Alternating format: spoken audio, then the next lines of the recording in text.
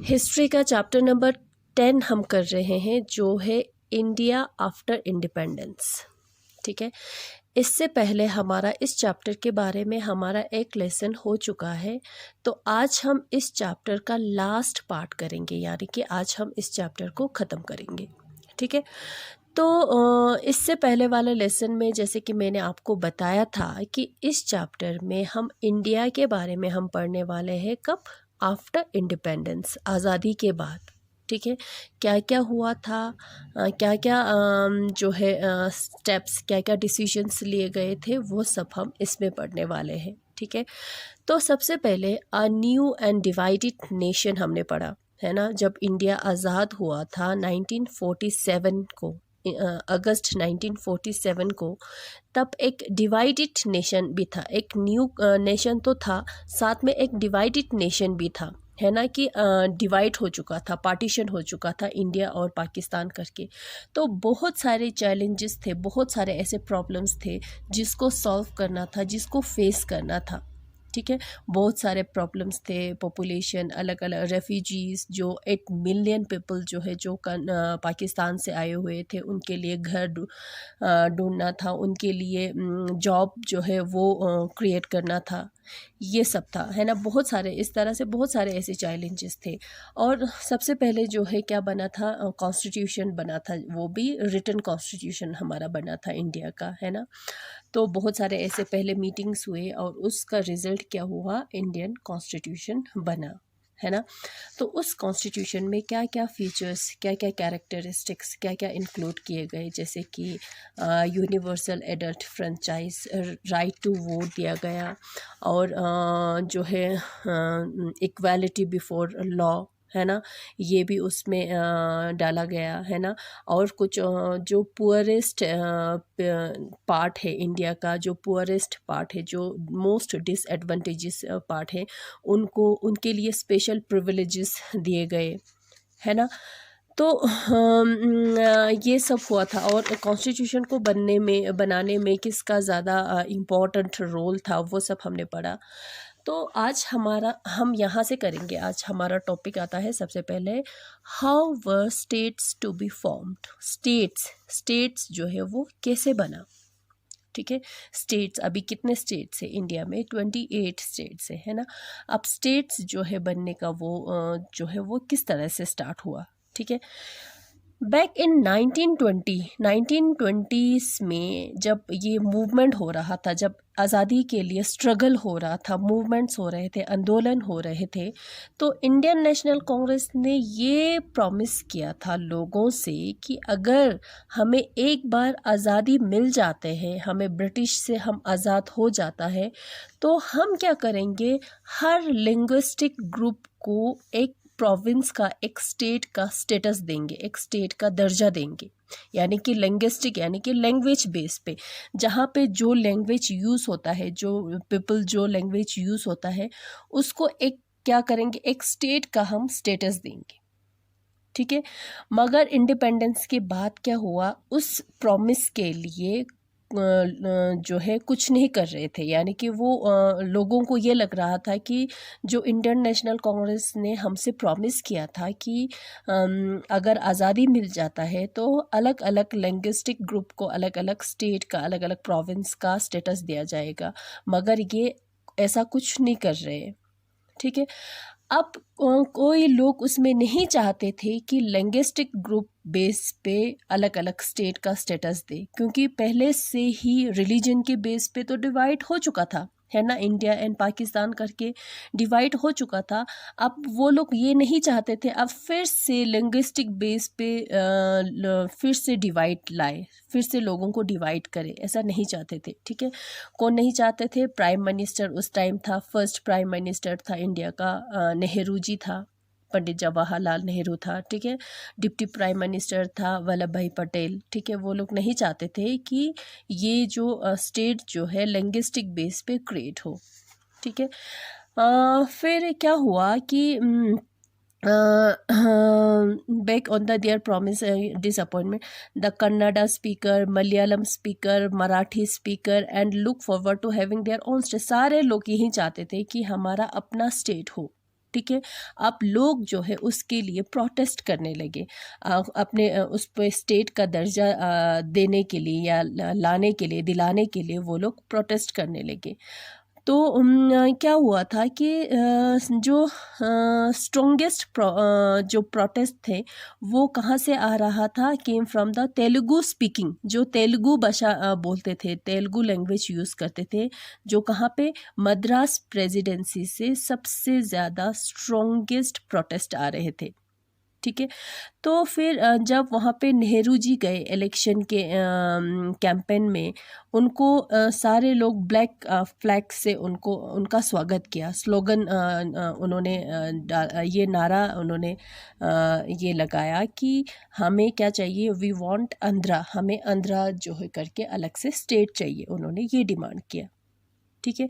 और एक इंसान जिनका नाम था पोटी श्रीमुल्लू जो है, पोटी श्रीमुल्लू जो है, उसने क्या किया, आंध्रा को अलग दर्जा देने के लिए, स्टेट का दर्जा देने के लिए वो हंगर स्ट्राइक पे, यानी कि उसने भूख हड़ताल कर दी। ठीक है। भूख हड़ताल कर दी, तो उसका साथ देने के लिए वहाँ पे क्या हो रहा था, हड़ताल हो रहा था, बंद हो रहा था, ये सब ऑब्जर्व हो रहा था उस शहर में। ठीक है। तो उससे क्या हुआ कि उसने 58 डेज उसने भूख हड़ताल की, तो उसके बाद उसके पोटी श्रीमुल्लू की डेथ हो गई। ठीक है। उसी हंगर स्ट्राइक में वो मारे गए। तो ये खबर जो है पूरा आग की तरह फैल गए, हर न्यूज़पेपर्स में उसके बारे में छापने लगे, किसके बारे में, पोटी श्रीमुल्लू के बारे में, कि उसकी डेथ हो गई करके। और उसका नतीजा क्या हुआ, आंध्र को एक अलग स्टेट का दर्जा देना पड़ा, अलग स्टेट का स्टेटस देना पड़ा। कब? 1 अक्टूबर 1953 में। ठीक है। फिर उसका नतीजा क्या हुआ, आंध्र प्रदेश करके एक स्टेट बन गया। ठीक है। फिर जब आंध्र प्रदेश करके स्टेट बना, तो बाकी दूसरे लिंग्विस्टिक कम्युनिटीज़ भी क्या करने लगे, अब वो भी डिमांड करने लगे कि हमें भी, अब आंध्रा को तो आपने दे दिया, अलग स्टेट का दर्जा दे दिया, स्टेट बनाया उसको, अब हमें भी चाहिए, हमें भी अपना स्टेट चाहिए। ठीक है। फिर उसका नतीजा क्या हुआ, एक स्टेट रीऑर्गेनाइजेशन कमीशन जो है वो सेटअप हुआ। ठीक है। और उस कमीशन ने अपना रिपोर्ट जो है वो सबमिट किया, कब? 1956 में। और उस रिपोर्ट में उन्होंने ये बोला कि हमें रीड्रॉ करना पड़ेगा अलग अलग, जैसे अलग अलग प्रोविंस, अलग अलग स्टेट से, जैसे कि कहाँ पे, आसामीज, बंगाली, उड़िया, तमिल, मलयालम, कन्नाडा, तेलुगु, ये सारे जो स्पीकिंग अलग अलग लैंग्वेज बोलते हैं, वहाँ पे फिर से हमें प्रोविंशियल जो है वो रीड्रॉ जो है वो करना पड़ेगा। ठीक है। हिंदू स्पीकिंग, नॉर्थ इंडिया में जो है हिंदू स्पीकिंग, उनकी डिमांड थे, उनको अलग से अपना स्टेट चाहिए। ठीक है। एक 1960 में जो बॉम्बे, जहाँ पे 2 लैंग्वेज यूज़ होता था, कौन सा, मराठी और गुजराती यूज़ होते थे, वो लोग भी डिमांड करने लगे कि हमें भी क्या चाहिए, डिवाइड कर दो, हमें भी जो मराठी जो स्पीकिंग जो होता है उनको अलग से स्टेट का स्टेटस दे दो, जो गुजराती जो स्पीकिंग जो लोग हैं उनको अलग से स्टेट का दर्जा दे दो। ठीक है। इन 1966 में जो पंजाब जो है वो भी डिवाइड हो गए, कैसे, पंजाब और हरियाणा में। ठीक है। जो पंजाबी बोलते हैं वो लोग, उनको अपना स्टेट का वो मिला, और जो लेटर दूसरा जो है, जहाँ पे क्या होते हैं, पंजाबी भी यूज़ होते हैं, मगर उनकी जो लैंग्वेज जो है हरियाणवी जैसे होते हैं, उनको अलग से स्टेट का स्टेटस मिला। ठीक है।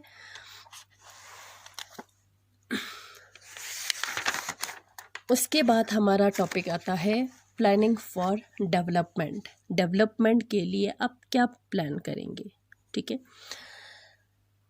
Lifting India and Indians out of poverty and building modern technical and industrial base were among the major objective of the new nation. अब एक नए नेशन का, नए कंट्री का, नए देश का एक और भी ऑब्जेक्टिव है, मकसद है क्या, इंडियंस को, जो इंडिया के लोगों को गरीबी से बाहर निकालना। ठीक है। वो एक मेन मकसद था। पॉवर्टी में थे लोग, गरीबी में जी रहे थे। ठीक है। अब डेवलपमेंट नहीं था, टेक्निकल और इंडस्ट्रियल डेवलपमेंट नहीं था, वो डेवलपमेंट लाना। ठीक है। दो था क्या, एक पॉवर्टी से बाहर निकालना, गरीबी से बाहर निकालना, और दूसरा टेक्निकल, मॉडर्न टेक्निकल और इंडस्ट्रियल बेस कंट्री बनाना। ठीक है। तो क्या हुआ कि 1950 में एक प्लानिंग कमीशन बना। ठीक है। वो प्लानिंग कमीशन जो है किस लिए बना? इकोनॉमिक डेवलपमेंट के लिए प्लान्स बनाना, डिज़ाइन करना, उसको एग्जीक्यूट करना, पॉलिसीज़ बनाना, किस तरह से इकोनॉमिकली डेवलप किया जाए इस कंट्री को, इस देश को। ठीक है। उसके लिए एक कमीशन सेटअप किया। ठीक, कब 1950 में। ठीक है। अब वो कमीशन जो है किस मॉडल पे काम करने लगे? मिक्स इकोनॉमी मॉडल पे। ठीक है। मिक्स इकोनॉमी मॉडल जो है इस पे वो काम करने लगे। इसी बेस पे क्या लाएंगे हम? इकोनॉमिक डेवलपमेंट लाएंगे। अब मिक्स इकोनॉमी मॉडल क्या होता है? मिक्स इकोनॉमी मॉडल वो होता है जहाँ पे स्टेट और प्राइवेट सेक्टर दोनों हो, वो होता है मिक्स्ड इकोनॉमी।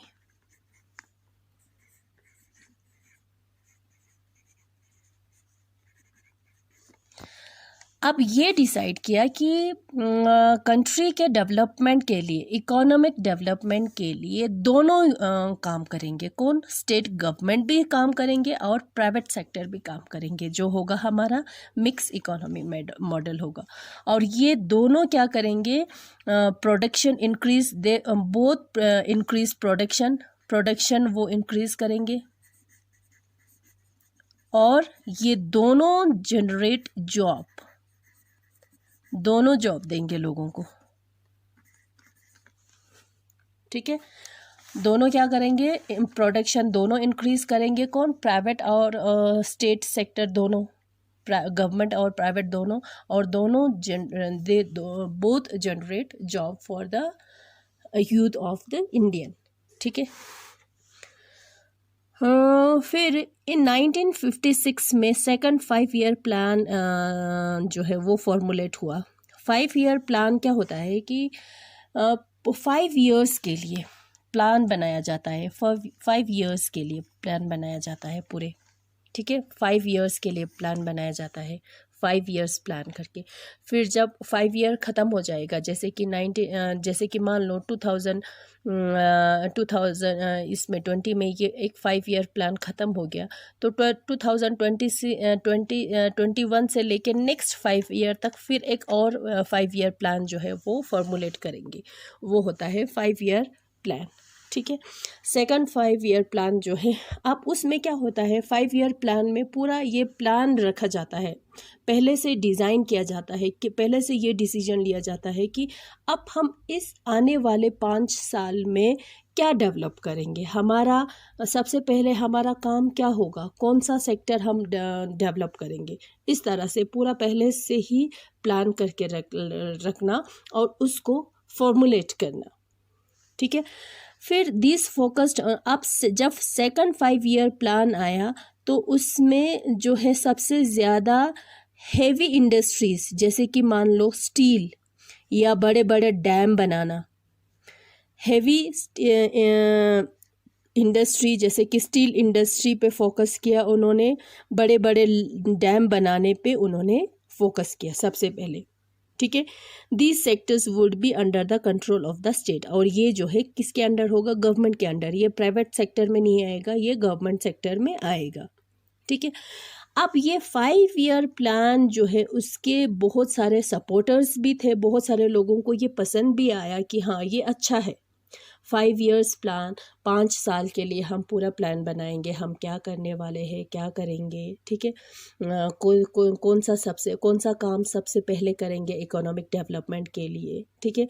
फिर जब ये तो सारा काम ख़त्म हो गया 5 साल में, वो सारा हम ख़त्म करेंगे, पूरा टारगेट होगा हमारा 5 साल के लिए हम क्या क्या करेंगे। जब ये 5 साल पूरा ख़त्म हो जाएगा, फिर हम नेक्स्ट 5 इयर्स प्लान जो है वो फॉर्मुलेट करेंगे। तो उसमें हम ये रखेंगे अब कहाँ पे क्या करने की ज़रूरत है, कहाँ कौन सा सेक्टर में डेवलपमेंट लाने की ज़रूरत है। ये जो है ये था 5 ईयर प्लान का, और बहुत सारे लोगों को ये पसंद भी आया था कि ये बहुत अच्छा है। मगर ऐसे भी लोग थे जिन्होंने जो इसके खिलाफ थे, 5 ईयर प्लान के खिलाफ थे।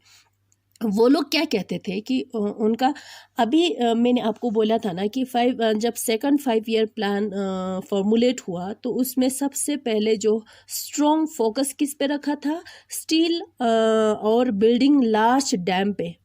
स्टील इंडस्ट्रीज़, हैवी इंडस्ट्रीज़ जैसे कि स्टील हो गया, और लार्ज डैम बिल्ड करने के लिए उन्होंने सबसे पहले फोकस रखा। तो उन्होंने ये बोला कि जो इंडिया जो है एक ऐसा कंट्री है जहाँ पे लोग ज़्यादा क्या करते हैं, एग्रीकल्चर करते हैं। तो एग्रीकल्चर पे आप लोग फोकस नहीं कर रहे हो, ठीक है। सबसे पहले तो एग्रीकल्चर पे फोकस करना चाहिए, वो आप फोकस नहीं कर रहे हो। तो जो अगेंस्ट था वो लोग ये कह रहे थे, उनका आर्ग्यू ये था, ठीक है। और कुछ लोग ये कह रहे थे कि प्राइमरी एजुकेशन जो है वो आप नहीं ले रहे हो उसमें, ठीक है।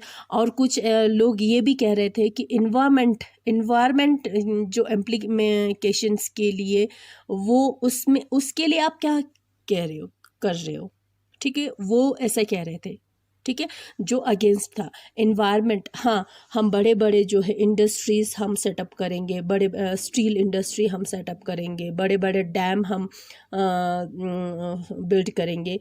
तो उससे इन्वायरमेंट हमारा कितना ख़राब होगा, उससे कितना इन्वायरमेंट पे कितना डैमेज आएंगे, वो क्या आपने सोचा है। तो हमें क्या करना चाहिए, इन्वायरमेंट के साथ मिलजुल कर, तालमेल के साथ हमें काम करना चाहिए। ऐसा नहीं हो कि डेवलपमेंट के चक्कर में, इंडस्ट्रीज़, बड़े बड़े टेक्नोलॉजी के चक्कर में, इंडस्ट्रीज़ के चक्कर में हम अपने इन्वायरमेंट को ख़राब कर रहे हैं, ठीक है। तो जो अगेंस्ट थे उन्होंने ऐसे ऐसे जो है ओपिनियन रखे उन्होंने, ठीक है, ऐसा हुआ था। फिर हमारा लास्ट टॉपिक आता है द नेशन 60 years ऑन, ठीक है। अब अभी तक क्या हुआ, कैसा चल रहा है, कहाँ तक हम कामयाब हुए, कहाँ तक हम फेल्ड हुए, वो हम देखते हैं। ऑन 15 अगस्त 2007 को इंडिया कौन सा इंडिपेंडेंस सेलिब्रेट करेंगे, 60 years of its freedom, free nation, 60 years। जब 15 अगस्त 2007 आएंगे तब इंडिया कौन सा इंडिपेंडेंस डे कौन सा सेलिब्रेट कर रहे होंगे, 60 years ऑफ इट्स इंडिपेंडेंस, ठीक है। अभी तो 2000 आ गया है ना। तो how will has the country done in this time, अभी क्या किया, इतने समय तक क्या किया, कहाँ तक हम सक्सेसफुल हुए, कहाँ तक हम फेल हुए। That India is still United, कुछ ऐसे बातें हैं जिस पे हमें प्राउड फील होना चाहिए, ठीक है। वो कौन सी है, इंडिया जो है अभी भी यूनाइटेड है, एक है, ठीक है। इंडिया जो है अभी भी डेमोक्रेटिक है, यहाँ पे डेमोक्रेसी है, डेमोक्रेटिक फॉर्म ऑफ गवर्नमेंट है, यहाँ पे लोग जो है गवर्नमेंट फॉर्म करते हैं, ठीक है। ये हमारा क्या है, ये हमारा अचीवमेंट है, ठीक है। ये हमने पाया इतने सालों में, क्या पाया हमने, यूनाइटेड, यूनिटी और डेमोक्रेटिक, ठीक है। जिस पे हमें क्या होना चाहिए, प्राउड फील होना चाहिए, गर्व होना चाहिए। बहुत सारे लोगों ने ऐसा सोचा था जब इंडिया को आज़ादी मिला था, बहुत सारे फॉरेनर्स ने ऐसा सोचा था कि ये कहाँ सरवाइव कर पाएंगे, ऐसे सिंगल कंट्री तो ये बिल्कुल सरवाइव नहीं कर पाएंगे, ठीक है। देखना जब ये ब्रिटिश रूल से ये जब आज़ाद हो जाएंगे, देखना ये छोटे छोटे ब्रेकअप हो जाएंगे, बहुत छोटे छोटे पार्ट्स में, अलग रीजन में, अलग लिंग्विस्टिक ग्रुप जो स्पीक करते हैं उसमें, ठीक है। तो इस तरह से डिवाइड हो जाएंगे, लोगों ने ऐसा सोचा था। और लोगों ने कभी कभी किसी लोगों ने सोचा था कि हाँ नहीं, ऐसे कंट्री, सिंगल कंट्री ऐसे सरवाइव नहीं करेंगे, अब तो इंडिया जो है मिलिट्री रूल के अंडर आएगा। ठीक है, बहुत सारे इलेक्शंस जो है अभी तक हो रहे हैं। ठीक है, लोग वोट कर रहे हैं, अभी भी लोगों का राइट टू वोट है। ठीक है, फ्री प्रेस है, मीडिया है जो इंडिपेंडेंट है। ठीक है, जुडिशरी इंडिपेंडेंट है, जुडिशरी है हमारा। ठीक है, the fact that people speak a different language, अलग अलग लैंग्वेज यूज़ करते हैं, अलग अलग रिलीजन हम फॉलो करते हैं। ठीक है, ये सारे जो है यूनिटी के रास्ते में ये सारे नहीं आए, फिर भी यूनाइट है। अलग अलग लैंग्वेज बोलने वाले हैं मगर फिर भी हम इंडियंस हैं। अलग अलग अलग अलग उसको रिलीजन को फॉलो करने वाले हैं मगर स्टिल वी आर इंडियंस। ठीक है, ऑन द अदर हैंड मगर फिर भी अगर दूसरे तरफ से देखा जाए तो कुछ ऐसे भी डिविजन्स तो है सोसाइटी में, जैसे कि ले लो अनटचेबल्स, जैसे कि ले लो दलित जो है, दलित अभी भी दूर बहुत बैकवर्ड एरियाज़ में अभी भी उनके साथ डिस्क्रिमिनेट होता है, अभी भी उनके साथ भेदभाव किए जाते हैं रूरल एरियाज़ में। ठीक है, उनको अभी भी उसी वाटर टैप से पानी नहीं पीने देते या पानी भरने नहीं देते जिससे जहाँ से जनरल जो आम लोग लेते हो। अभी भी उनको टेंपल में आने नहीं देते, अभी भी उनको पार्क्स में नहीं आने देते।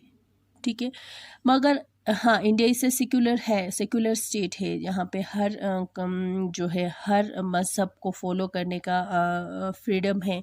मगर स्टिल फिर भी अलग अलग जगहों पे रिलीजन के नाम से लोग क्या करते हैं, लड़ाई करते हैं, है ना। यहाँ पे बहुत ज़्यादा रिच एंड पुअर के बीच में बहुत ज़्यादा गैप है ना। कोई ऐसा है कि ऐसे इंडियंस हैं जो किसी को बहुत ज़्यादा इकोनॉमिक डेवलपमेंट से उनको ही बहुत ज़्यादा फ़ायदा हुआ, एक ग्रुप ऑफ पीपल को फ़ायदा हुआ, आम लोगों तक नहीं पहुंच पाए ये। ठीक है, और जो जिससे फ़ायदा हुआ वो इतने अमीर हैं कि उनको ये नहीं पता चल रहा है, कि समझ नहीं आ रहा है कि पैसा कहाँ पे खर्च करें। बड़े बड़े हाउस घर में वो लोग रहते हैं, एक्सपेंसिव जहाँ पे महंगे महंगे रेस्टोरेंट में वो लोग खाना खाते हैं, बच्चों को बहुत महंगे महंगे स्कूल्स में वो लोग पढ़ने के लिए भेजते हैं। फ़ॉरेन हॉलीडे जब आते हैं, छुट्टी आते हैं तो फ़ॉरेन कंट्री में छुट्टी मनाने चले जाते हैं। मगर उसी टाइम सेम टाइम ऐसे भी है जो बहुत ही गरीबी के से भी नीचे बिलो पॉवर्टी लाइन वो रह रहे होते हैं। ठीक है, घर जो है उनका स्लम एरिया में होता है, बहुत दूर दूर गांव में वो लोग रहते हैं। ठीक है, और उनके पास फॉरेन कंट्रीज़ में बच्चों को पढ़ने के लिए बेचना तो छोड़ो, उनके घर के सामने स्कूल होते हैं, वहाँ तक भी अपने बच्चों को स्कूल नहीं भेज सकते। ठीक है, कॉन्स्टिट्यूशन ने बोला है इक्वालिटी बिफोर लॉ, सारे कानून के सामने सारे बराबर है। मगर कुछ रियल में अगर देखा जाए तो ऐसा नहीं होता है।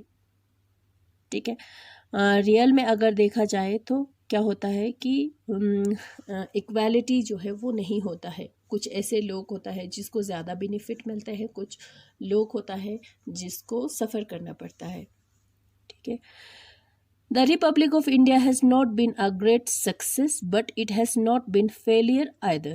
ये नहीं कह सकते हैं कि हम इंडिया जो है एक इंडिपेंडेंट अलग एक रिपब्लिक ऐसे इंडिया जो है पूरा ग्रेट सक्सेस पाया है, मगर फेलियर भी हम नहीं कह सकते, है ना। फेलियर भी ना नहीं कह सकते, हम इंडियन हैं, हम जो है यूनाइट है ना। India is a secular state, ये हम कह सकते हैं, है ना। डेमोक्रेटिक कंट्री है इंडिया, मगर पूरी तरह से सक्सेस भी नहीं कह सकते और फेलियर भी नहीं कह सकते। ठीक है, एक ऐसा कंट्री है। समझ में आया? तो ये हमारा चैप्टर ख़त्म हो गया। नेक्स्ट लेसन में हम इसका एक्सरसाइज करेंगे। ठीक है, थैंक यू।